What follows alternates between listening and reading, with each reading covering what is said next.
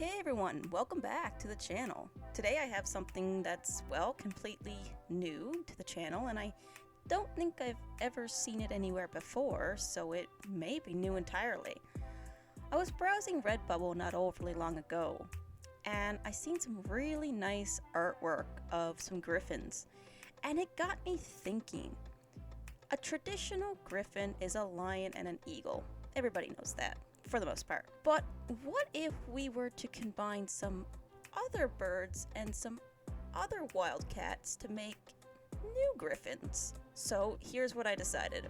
I looked up a list of, well, basically random birds and a bunch of wildcats. And we have them on a wheel. One for birds, one for cats.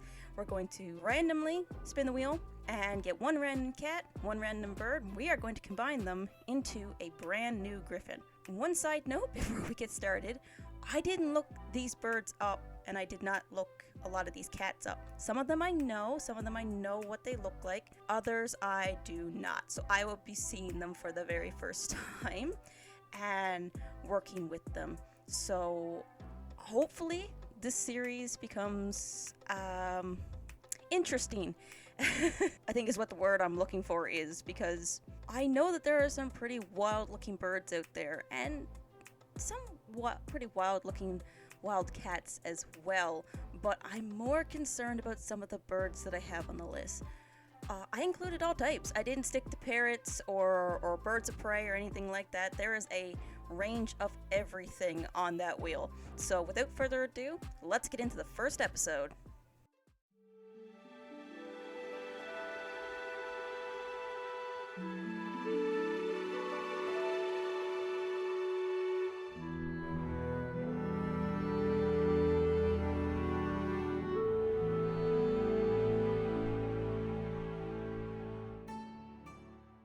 Okay, just as we get started here by selecting which wildcat we'll be using for our first griffin, it's just a side note that there are far more birds on the other wheel than there are wildcats on this wheel. Not to worry about it, there are just a lot more bird species than there are cat species. As you can see, far more selection.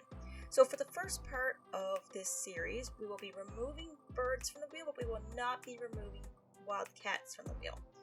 That way we won't quickly run out of wildcats to combine with the birds. We will be removing the birds. So here's what we have. I didn't know either of these species before I started this series.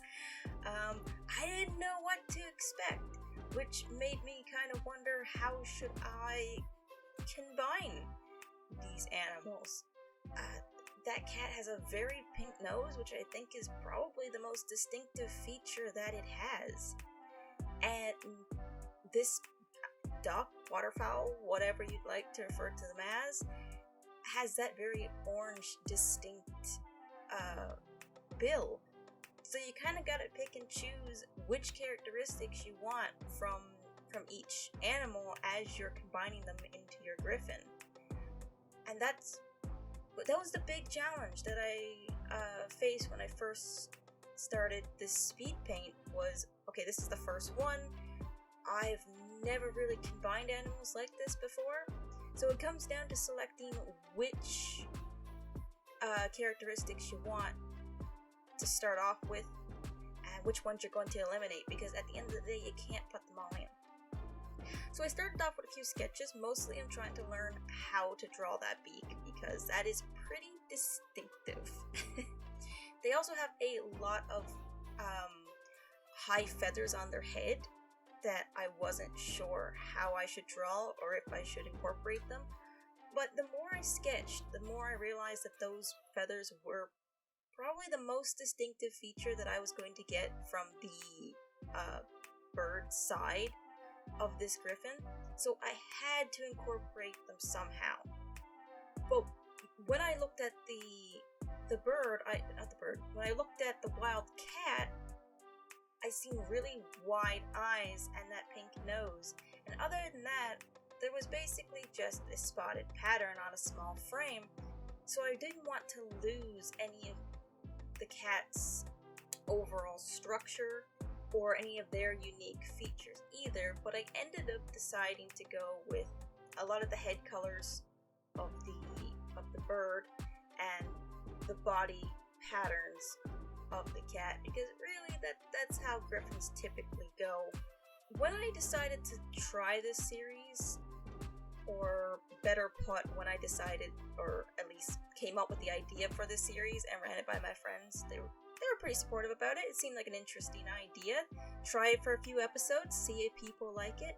You know, I want to bring more art back on the YouTube channel, and that would have to be in speed paints like this.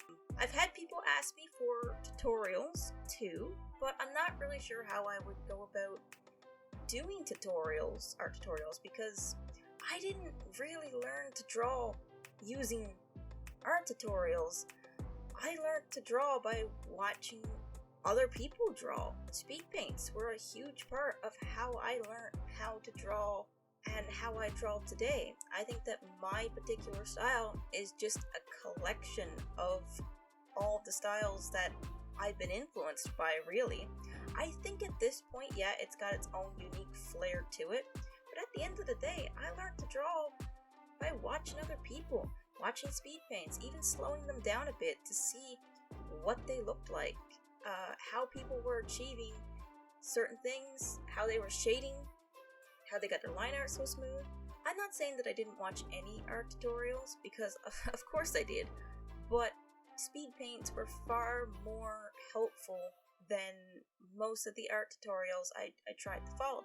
Because what you gotta remember about an art tutorial is teaching you how to draw that particular thing. Just that thing. In that pose, in that style, that's what an art tutorial basically is teaching you how to do. Which is fine, it's a great learning tool.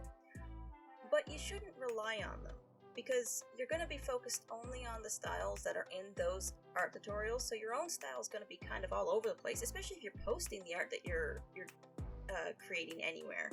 People are going to notice that your style is, well, all over the place, really. So you might be better off not focusing too much on art tutorials as you're learning to draw, and just being free with it. Try random ideas. Just give things a go. I mean, this is a bizarre art idea, what I've decided to do here. It's nightmare fuel, I'm gonna be honest with you, and I don't think they're gonna get better. I think what we see in this first episode is probably gonna be a common theme going forward as we move through some episodes of designing new Griffins. I don't have a name for the series yet. If anybody has any suggestions, do let me know in the comments below.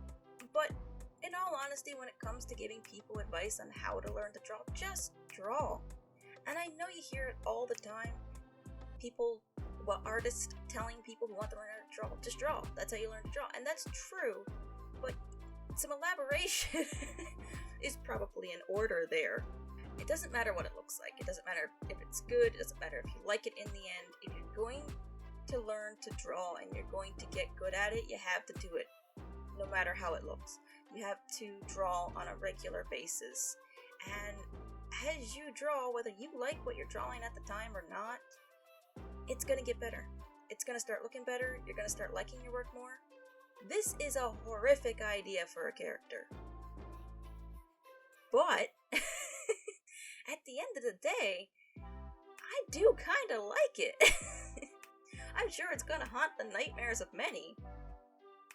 But hey, it's art, and it's out there, and it exists now because I decided to draw it. Do let me know what you guys thought of this drawing.